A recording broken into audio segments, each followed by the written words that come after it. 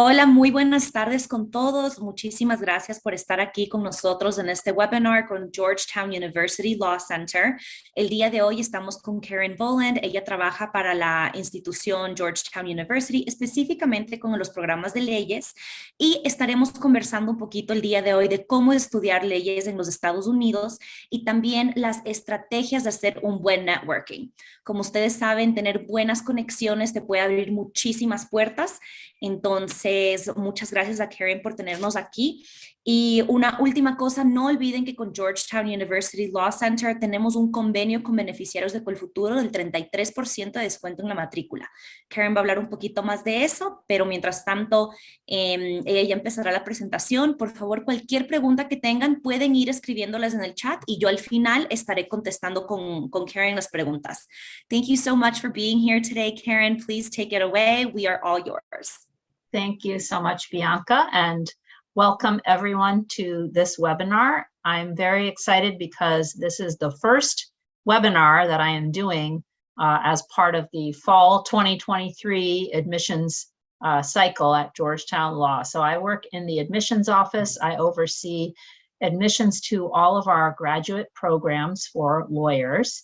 And this is the time of year when we start meeting new people and letting people know about possible opportunities that they might be considering, even if not for next fall, for some time in the future. So I'm really happy to have this cooperation with Colfuturo and to be able to make this my first meeting of the fall.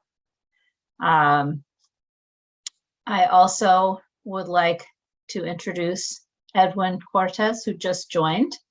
He is a graduate of our LLM program, and he is also a member of our Alumni Board of Advisors for Latin America and the Caribbean. So he agreed to join and say a few words later in the presentation about his experiences. And I think it's very relevant that I'm talking about networking because our alumni, the graduates of our program around the world, are a big, useful, important, and wonderful network of people. So I will first just start by talking generally about some reasons you might be thinking about doing an LLM in the United States. And obviously you have come to this presentation because it is something that you're thinking about maybe doing in the future. Perhaps you are currently studying law and getting your first degree in law, or maybe you've been working as a lawyer for a few years and are thinking about the possibility of adding an LLM in the United States to your list of already impressive credentials from your home country. The practice of law is becoming more and more international, and there's a lot of work between Colombia and the United States that will involve you interacting with US companies, US clients, other lawyers trained in the United States, and you may encounter issues of US law in your career. So if you have the opportunity to study for 1 year in the United States and earn an LLM, you will become familiar with the basic US legal system, the structure, how it differs from Colombian law and from civil law systems in general. And you'll be better able to understand the types of issues that the US lawyers may be asking you about in your work and your business and your interaction with them. Sometimes we think about learning legal English and English as being an important aspect of an LLM program. And that definitely is a very big part of what you will learn if you do an LLM in the United States. You may already be very comfortable communicating in English, speaking and reading and writing and listening to English. But you will find that US lawyers in particular have their own way of communicating. And partly, yes, this is about learning legal vocabulary and the translations of legal terms into English, but actually it's more of a communication style, a way of answering questions, a way of framing issues, a way of organizing your answers to those legal questions. And having the opportunity to understand that better will enable you to much better communicate with American lawyers in your work. You might decide to specialize in a particular area of law. You might be interested in taking the New York bar exam or spending some time working in the United States after your LLM. But what I really want to talk to you about today are the things you might not have thought about as much, which I call the intangible or the non-touchable personal and professional benefits of doing an LLM, and specifically the connections that you make both with your fellow students and your professors, but others that you'll meet during the LLM who will become part of your network throughout your career and can help you grow in a lot of different ways. So what do I mean when I talk about networking? It's a very particularly American thing to do, I think, to help improve your professional prospects is to network, to reach out to people who you know or people who you don't know, and take advantage of those connections that you can build.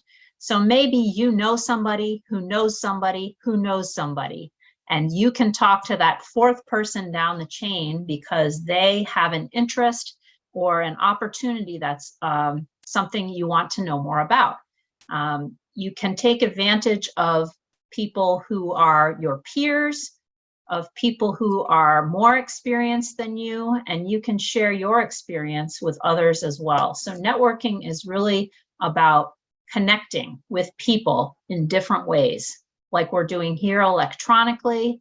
You can written network with people through email. You can meet at events, all kinds of ways of just building connections with people who might have similar interests to you or skills or experience that you can learn from. Why is networking important? So one of the reasons that you're doing an LLM or another kind of graduate studies is to become more experienced, to advance in your career, to open up new possibilities for you. And networking is a very important aspect and something you should do during your graduate studies to make the most of the fact that you will be surrounded with people who have similar interests as you do and who have the potential to help you take new steps up the ladder in your career because of their connections or because of their experience, or maybe because they're aware of a job opening that might be a good fit for you. So you also might find by talking to other people with similar interests that there are whole career paths that you never even heard about.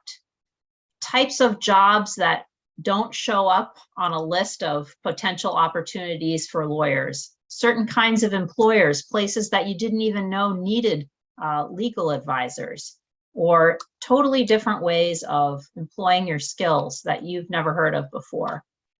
You also can create communities through networks, and community is something very important to you as a student, because especially when you're studying outside your home country and outside your comfort zone, you're going to need that support network that's provided by a community. And a community is also something that will stick with you in the future, whether you're located in the same city as that community or whether it's an international community that's sustained through social media or email or listservs. People that are there to help you through difficult times or to bounce off your ideas. If you're not sure if your idea is a good one, you have a community that can provide you feedback. And you also can lay the groundwork for future collaboration. So that might be even something I'll ask Edwin to talk about in a few minutes from his experience as an LLM student. And I've observed it myself with many of our graduates around the world, that the people they met during their LLM studies become professional collaborators in the future. So there are just many reasons why I think networking is important. So who should you be networking with? There's both social networking and professional networking. And certainly sometimes you just network for fun. You want to know who else likes to go out and try food from different countries. Who else likes to go out and hear music at night? Who likes to travel on the weekend? Who likes to run marathons? These are all really important things, even though they might not be directly related to your studies, because they give you another way to get to know people who also, in addition to social interests, share a professional background as a law student or a lawyer. And that just gives you an additional comfort level when you want to work together with people in the future. And then they, if you know somebody well because you've trained for a marathon together with them during your LLM, you certainly will have had a lot of time to talk during that process. And then a few years from now, they might have another friend who's like, hey, I need a lawyer in Colombia. Here I am in France. Do you know somebody? And they'll say, yes, I know this person. And because we were part of this club together, I feel comfortable introducing you. So that's sort of a crossover between social networking and professional networking when you do it with your peers, your fellow classmates, and people doing the same thing as you. It's also really important to seek out mentors in your career. So people who have more experience than you, who maybe have the kind of job that you hope to have in the future, take advantage of getting to know those people and getting their advice on how did they get where they are now? How did they become the international arbitration lawyer? How did they become the managing partner of this important firm in your city? What did it take for them to go from where you are as an LLM student to where they are now in their career? You also may use your professional network if you're looking for a specific job, and that we'll talk a little bit more about in a few minutes. The LLM is a great opportunity for networking socially because you will be in a group of students coming from all over the world with similar interests and who are all going through the same challenging experience at the same time. So they will be studying in a different legal system. They'll be maybe don't know anybody else in that city. Maybe they've never been to that city before. Maybe English is not their first language either, and they're feeling a little bit nervous about their abilities. So it's a great time to just say, hey, I want to get to know you, and meet different people from different backgrounds. You also, by doing this, will get cross-cultural competency. So this is something really important, especially if you're going to be working in an area that involves meeting with and cooperating with people from outside your home country. If you have made friends with people from China, from France, from Australia, from, I don't know, Ukraine, all over the world, you will be much more comfortable with cultural differences. You'll have some common things you can talk to people about. It just makes you better able to interact with people from a variety of different backgrounds, which will help you in your career. And as I was saying too, you'll have that support system during your studies because the studies can be challenging. And you'll have that support system as you go out into the world back where you came from to start your careers with this new, these new set of skills that you've gained. And you will also develop lifelong friendships. This kind of silly picture that I put here is actually a group of our LLM graduates who came back to the Law Center for one of their class reunions. So I can see in here people from Latin America, somebody from the Philippines, somebody from Russia, some European students, all in this one picture, people that they've gotten to know through their LLM and have kept in touch with even for many years afterwards. I think one thing as students, undergraduate students in particular, that is hard to do is feeling comfortable networking with your professors. And that is for a lot of reasons. Sometimes the class is too big. You don't really feel like the professor knows who you are. Sometimes it's just not culturally encouraged to spend a lot of time talking to your professors, or your professors are too busy. But usually when you go to a US law school, you'll have the opportunity to get to know professors if you want to, particularly those who are experts in your areas of interest.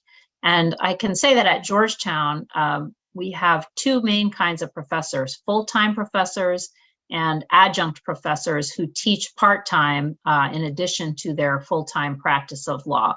I know you have the same thing at your universities in Columbia as well. And both these kinds of professors are usually doing what they do because they care about the students and are usually more than willing to talk to you about their area of expertise and to answer your questions about how you can become a better lawyer in that area. So don't be afraid of them. The worst thing that can happen when you in any of these networking situations is that somebody can say they don't have time to talk to you. And that's fine. Then you'll find someone else who does have the time. So don't be afraid of professors or any of these other contacts. If your law school has a career office, they will probably do a number of networking events throughout the year, including events on how to network. So if it's something you're worried about getting started, they'll probably have lots of advice for you, and they'll bring different people onto campus throughout the year, specifically for the purpose of talking with you. So take advantage of that. There may be student organizations organized around issues of interest to you. If you're interested in tax law or human rights or military law or securities law, likely your school has a student organization, and that's a great way to meet other like-minded students and professors. And those organizations might sponsor events on campus that bring other people there, experts, famous people from around the world. Take advantage of those to meet those people. And really any kinds of on-campus events that can give you the opportunity to introduce yourself, ask questions, learn more, and make those connections. You can even get off campus depending on where your law school is located. If you're in a city where a lot of events happen, then take advantage of that as well. Maybe you'll have meetings of International Bar Association, or here in the United States, the American Bar Association has lots of sections focused on different issues: immigration law, family law, international law. Go to some of those meetings, meet people in the city. Sometimes law firms will host law students because they're interested in employing the best recent graduates. So you can go to those, meet, usually they'll give you some free food. So when you're a student, you usually are looking for that. Most of these events will have free food. So that's another good reason as a student to do a lot of go to networking events. And again, don't be afraid. That's why they host these events. They want to get to know you. They want to see whether you like to work for them in the future.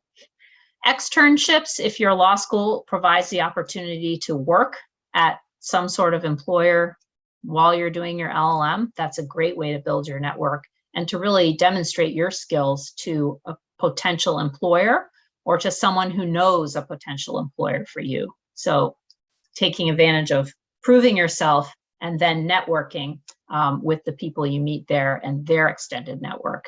And finally, if there are graduates of your LLM program who you think would be useful contacts, reach out to them, invite them to coffee. Say, I know you're an expert in, cyber security. I'd like to hear more about your practice area and how can I become an expert too. Invite them out.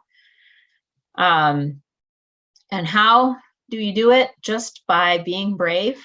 You don't want to be pushy.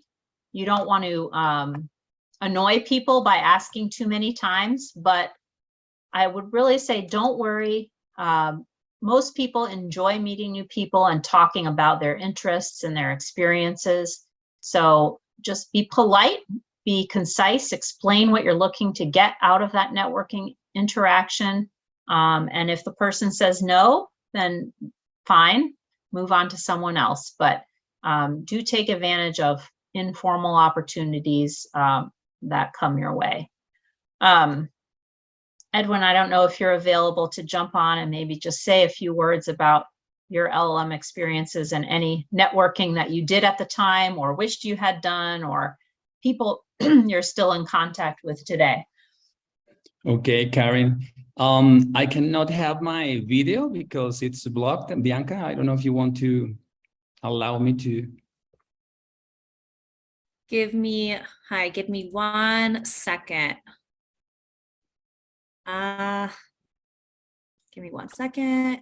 I see you right here. Okay, let me check with the tech team on my end, but in the meantime, go ahead and chat. Yeah, don't worry. I'm going to start. Okay, Yeah. thank you. Karen, thank you so much. Bianca, thank you so much. Hello, everyone. Well, I don't think Karen left so many things to be said. However, I'm going to say some of the things she said in a way in which you as Colombian people like me are going to, maybe are going to take some advantage of. I'm going to start by the end. In my case, my story is that on October 1st, I'm going back to DC to celebrate my 20-year anniversary of graduation. So I'm starting by the end. And I can tell you that after 20 years, I am in touch with many, many of my classmates. And better than that, I am a good friend, and they are my good friends in many, many, many cases, which is the best way in which you do networking. People trust generally their friends, the people that you know that they are like you, people that you know that they study hard at the university, but they also enjoy the same things you enjoyed. After 20 years, I can tell you that I work with a lot of my classmates. I receive work coming from Chile, from Brazil, from Ecuador, from Mexico. It was not necessarily that at the beginning. We just went back to our homes and started our own practice, or started working with the government or international organizations or entities of any way, of any kind. But after 20 years, I can tell you that these, my friends, my classmates, are also people originating businesses for me, because we trust each other, which is something that I would like to emphasize. Just to give you an example, in a couple of weeks, when I will be in DC, I'm going to meet partners of the most important law firms in Latin America and European countries, and even in the US. In a couple of weeks, when I go to Georgetown to meet my classmates, I'm going to meet members of the government of the UK, the ambassador of Uruguay in Washington, DC. And there are not only people that I know, they are my friends. They are my friends. So we Latin American people, as Karin suggested, we're not that bad doing our social networking. We do our social networking really easy. What is tricky, and Karin emphasized that also, is to approach to professors and faculty members. That is not necessarily easy. That is something that 20 years ago for me was not easy. But my relationship with Karin, for instance, means that I took the challenge and I approached some people at the faculty members, and I approached some of my professors, and today I still maintain contact with some of them. Karin was not at that time, she's so young, I'm sorry. She was not that at that time, but the people that did the job of Karin before her, I approached them and I maintained my relationship with them for 20 years. And that's the reason why I am one of the members of the board that Karin mentioned to you. It's an alumni board of advisors for the dean of the school. And that's because I maintained my relationship with professors and faculty members. which is something that for us as Latin American people is not that easy. It's easy for us to approach our classmates, but we are not really comfortable sometimes approaching professors or faculty members. But it's not that difficult either if you take into account that this is not the Latin American way, this is the American way. And in the American way, that's something that they accept. They are open, professors and faculty members are open to the idea of students approaching to them. So don't be so shy, just try, just give your shot. Another thing that I consider really important is that if you have the opportunity to go to DC, to Georgetown, and attend Georgetown for your LLM program, do not approach only Latin American people. I do have some friends that they only have friends from Latin America. One of my best experiences after leaving Georgetown was attending a wedding in India. So somebody's talking to me. Bianca, you're telling me? Yep, okay. It's working. Perfect. Yeah, I was just telling you to try the camera now because it was working. Thank you so much. This is me. Thank you so much for your patience. So I was telling, hello, Karen. I'll see you on October. So I was telling you that please take that into account also. I have some friends in Latin America that are very close friends with other Latin American people. But if you have the chance, open your mind and approach to European classmates, approach to Asian classmates. And I was telling you that one of the most exciting things that has happened in my life, it was to attending a wedding in India with one of my classmates, my friend. I have visited friends in Japan, in the UK, in Belgium, in France, in Italy. I have met friends all over the world. So every time you have, that's why I'm telling you that I am doing this conversation the opposite. I am telling you what I have been doing in 20 years, because the initial contact is not that bad. They are going to be your friends. But anytime you have the chance to attend a wedding, you go to a wedding. Every time you have the chance to go to DC to celebrate your 5th, your 10th, your 20th anniversary, please do it. That's the way in which it's going to work. I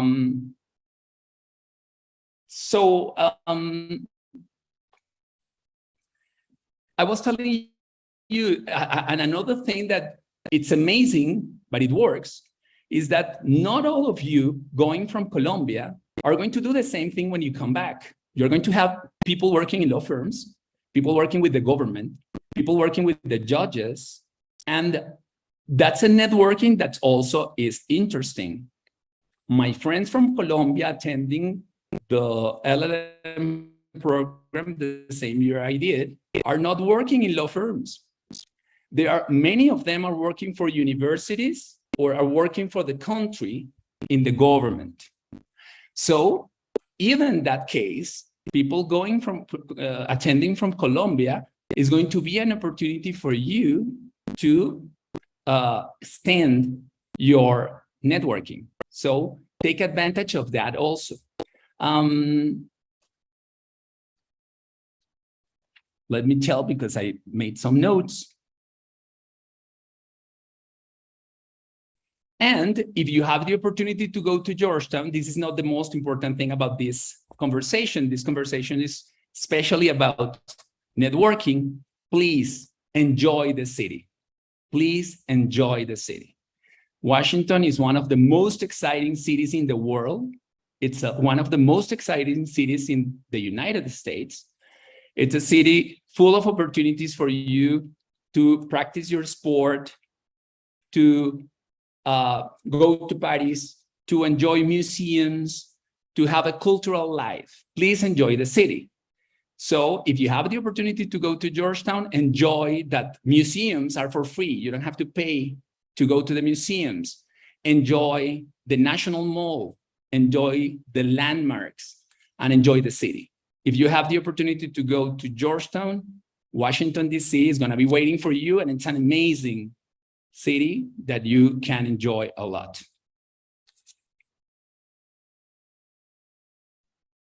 Thank you very much for providing that special angle on your own experience with networking. And the reason I chose this topic is because I think in the long run, it's one of the things that you carry with you the longest from your LLM. You might forget what you learned in class. You might even forget what classes you took, but you won't forget your friends, and you won't forget, and you know, the friends will continue to help you build your professional life as well as your personal life. So I think, Bianca, I should now move on to talk a little bit about Georgetown, and then we will be able to answer all kinds of questions. And Edwin, I know that you're a very busy lawyer, so if you need to drop off, feel free, but if you want to stay, please stay. So as Edwin just mentioned, Georgetown is located in Washington, D.C., which is a great place to study law because it's really our local industry. We don't have a lot of factories or things of that sort, but we have lots of lawyers, which makes it interesting, a place to learn about U.S. law. You can see this picture of Washington, D.C. showing some things that you're probably familiar with from movies and TV if you haven't been to Washington before, but Georgetown Law, the campus is actually located just outside the left frame of this picture. So you can see the Capitol, the Washington Monument, the Lincoln Memorial in the front there. In the back, you see a long white building, which is our main train station. And just to the left of that would be the Law Center campus. So you really are in the middle of the parts of the city where law is being discussed and debated and written on a daily basis. It means that our professors are out there advising and being consulted on matters of national, international importance. It means that our students have access to working not only in some of these government agencies or bodies, but also in international organizations and international law firms and large American law firms as externs during their LLM, which is not a requirement of our program, but is an opportunity for people who wish to do it. So it's a great city in which to study law. And you have a lot of choices at Georgetown for what kind of LLM you want to do. We offer both very flexible programs that you really design your own course of study by choosing from hundreds of different classes available to LLM students. So that would be our general LLM program. No specific requirements there, but you can tailor the program to meet your own needs. We also have international legal studies and international business and economic law, which are a little bit more specialized, but still offer you the opportunity to take either a range of classes related to international law or to focus a bit more on, say, trade or arbitration or human rights or things like that. Then our specialized degrees, where you take a little over half of your classes in a focused area, but still have choice there. So if you're doing environmental law, you take about half of your classes in environmental law, but you choose those classes from a long list of environmental law related classes. And then you still have room for some elective classes as well.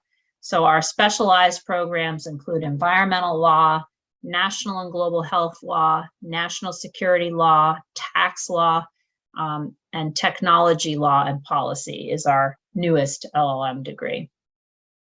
We also have some unique dual degree programs. We have a Master of International Affairs combined with an LLM degree that we do with Sciences Po in Paris. We have had students from Columbia doing that dual degree program in the past. We also have, and in that program, you spend the first year in Paris doing their Master of International Affairs and the second year doing the LLM at Georgetown. And Sciences Po, instead of requiring a second year in Paris, will count the LLM year as the second year of their master's. So you get 2 degrees in 2 years instead of the 3 years it would take to do them not as part of a dual degree. And we have a similar arrangement for a business degree with HEC Business School in Paris. So that's either an MBA or a Master's in Management combined with the LLM, and get both degrees after 2 years. For global health, we have our Global Health Law and Governance joint degree program with the Graduate Institute in Geneva. And for that program, you spend half the year at Georgetown and half the year in Geneva. Then we have a 2-year LLM with a certificate in legal English. So that's for students who want to spend extra time really focused on developing their skills in English language. The first year is a lot of classes focusing on different aspects of English in a legal context. And then during the second year, finalizing the requirements for the LLM degree. You can also combine a certificate of specialization with your LLM degree. So if you wanted to focus more, there are certificates in human rights law, international arbitration and dispute resolution, WTO and trade law, international tax law and health law. So various ways to specialize. I know a lot of people want to know how to pay for the LLM because, as you probably are aware, it's very expensive to study law in the United States. So fortunately, we do have a number of different scholarships, and Bianca mentioned at the beginning that we have an arrangement with Colfuturo where students selected by Colfuturo for their support, up to 3 students per year who are also admitted to Georgetown, will receive a 1/3 tuition scholarship to Georgetown Law. Now, just to be aware that sometimes the timelines of our scholarship process and Colfuturo might be a little bit different. So sometimes we have students who are awarded a merit scholarship before their selection with Colfuturo. And in some cases, those merit scholarships are larger than the 1/3 discount that's part of the Colfuturo arrangement. So if that happened to you, you would keep the larger scholarship and be able to combine that with the loan opportunity offered through Colfuturo. It wouldn't be like you already have a 50% scholarship and then we add another 1/3 onto that, but it would be keeping the 50% instead of having only a 1/3 scholarship that's required by the Colfuturo agreement. So that's a little technical, sorry about that. We also have a graduate tax scholars program. So that offers full tuition scholarships for a few students every year who are very strong in the area of tax law.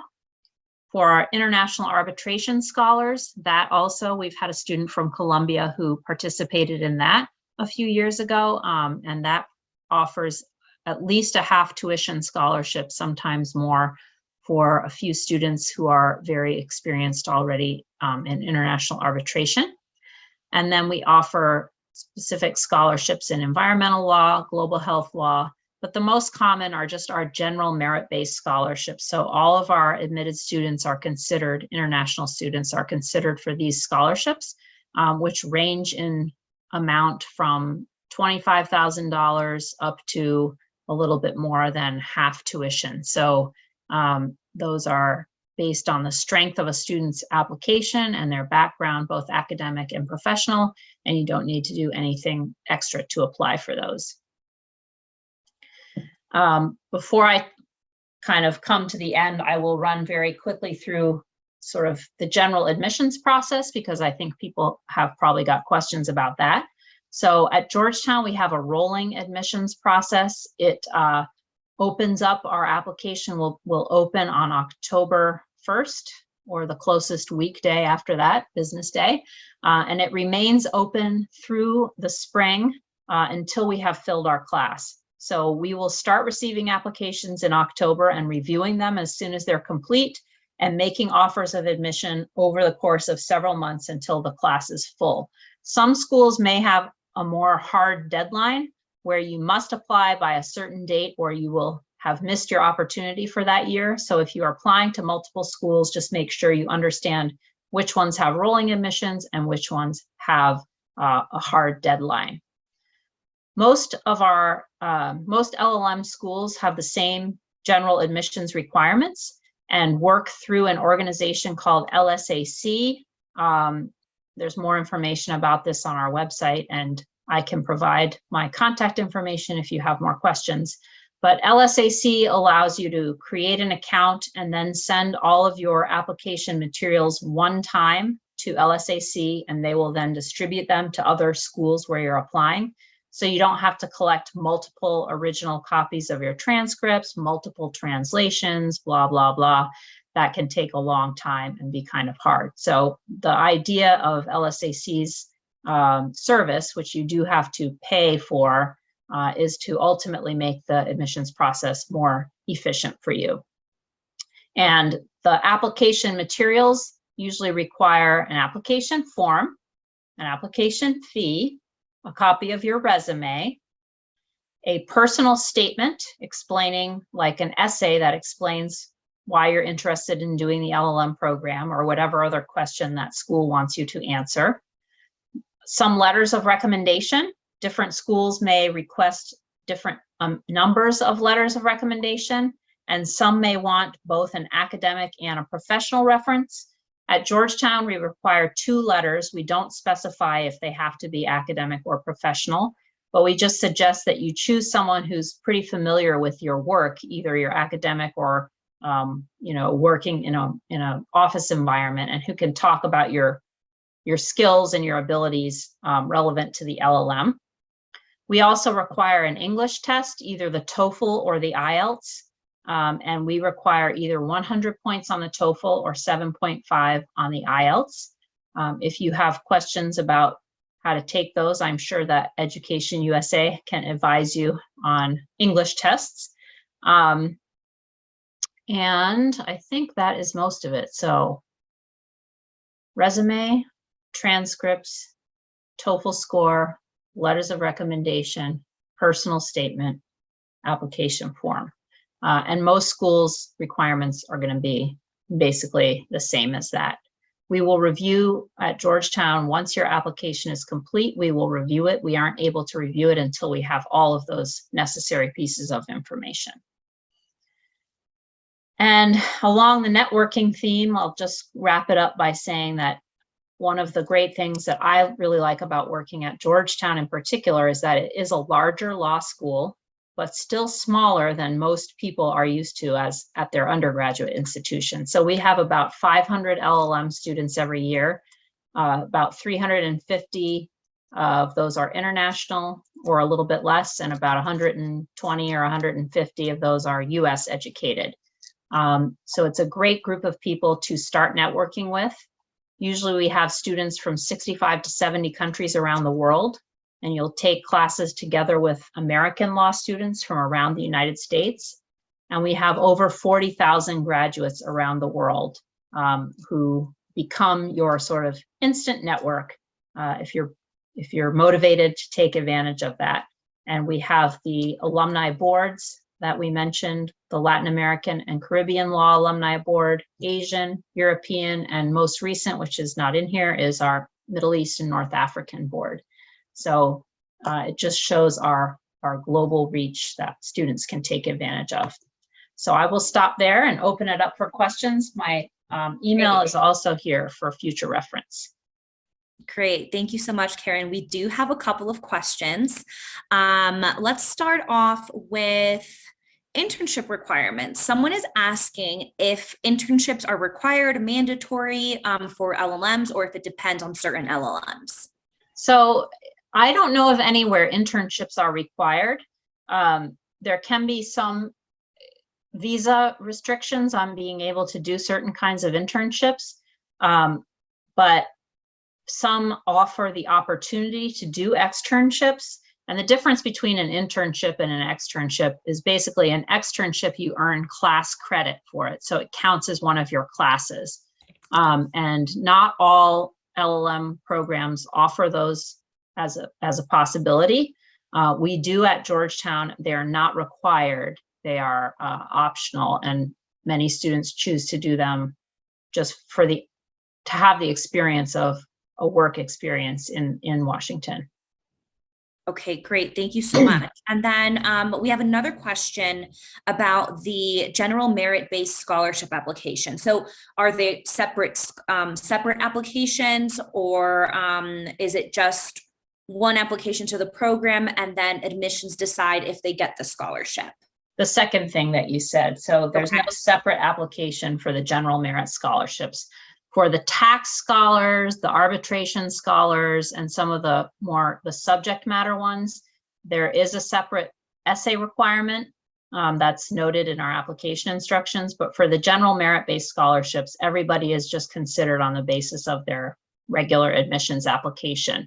We do issue the scholarship decisions separately from the admission letter, though. So people usually won't hear about their scholarship until after they've been admitted. That's still so great, though, that it's just one application. They don't have to Yes. submit anything else. Perfect. And then the next question is, I'm guessing about OPT. They're asking about if they can work and study at the same time. That would definitely go into OPT for F1 students. Can you touch base a little bit more about that? Sure. So the LLM is a one-year program. And so you can qualify for OPT, which is optional practical training, to begin after the LLM is completed. So you cannot work off campus during your studies if you're on an F1 visa, with some very, very limited exceptions. You can work up to 20 hours a week in an on-campus job to earn some extra money. It's not enough like a salary for living on, but you could earn some extra money to help with some of your expenses as a student worker or a research assistant or something like that on campus. But as an F1 student visa holder, you may not work off campus while you're studying in the United States. But once you graduate, and if you've applied for and received the OPT, optional practical training, then you can work for up to a year afterwards in a job related to your studies. And that can be a paid job, it can be a volunteer job, it can be a part-time job of some minimum number of hours. So yes, hope that answers the question. Perfect. Thank you so much. The next question is the LSAC the only way to apply to the LLM program? So good question. It is not, although most law schools use that. Some may have their own application system as well. So we actually have a very basic paper application that if you just want to apply to Georgetown and you don't want to bother with the LSAC, you can download that application from our website and send it to us directly, and then have your supporting materials sent to us directly. Perfect. Thank you so much. And the last question that we have, you did touch base on this already. They're asking about the admissions process, but they're wondering about any additional financial help, such as loans, besides Col Futuro Crédito Beca and besides the grant that you already mentioned. Yes, right. So it's if you are not a U.S. citizen or permanent resident, it's hard to obtain any loans inside the United States to help with your studies. But there are some organizations, some companies that provide loans for foreign students who want to study in the United States. So I'm aware of two such companies. One is called Empower, the letter M and then the word power after it. And the other one is called Prodigy. Those companies do provide some loan support, sometimes not as much as students would like.